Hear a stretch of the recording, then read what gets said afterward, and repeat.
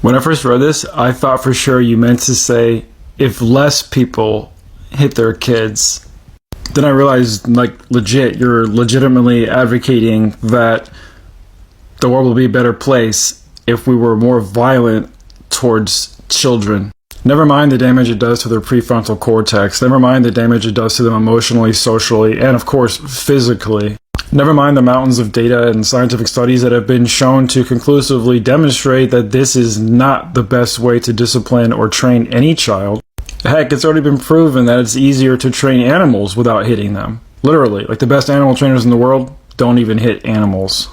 But you're still of the mindset that we should do to children something that's completely and totally illegal and considered assault and battery when you do it to another adult.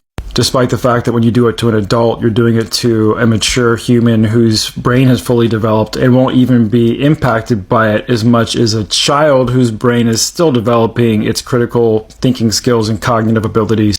But hey, when you've been a victim of this type of abuse yourself, then the chances are you're going to go on to perpetuate the same type of abuse on your own children if you don't get some kind of help, counseling, guidance, or lifestyle adjustment.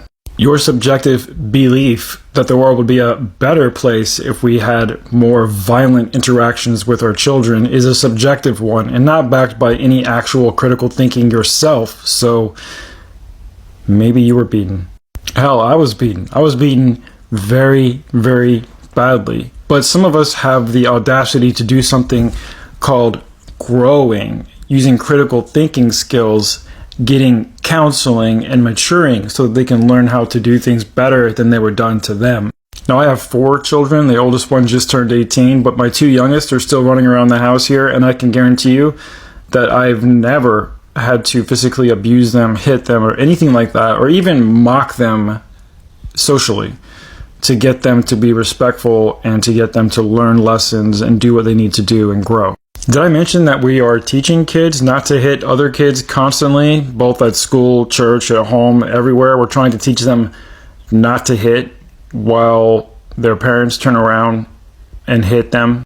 Could it be that this level and commitment to hypocrisy itself could be part of the reason why people like me have zero respect for their parents and really never did?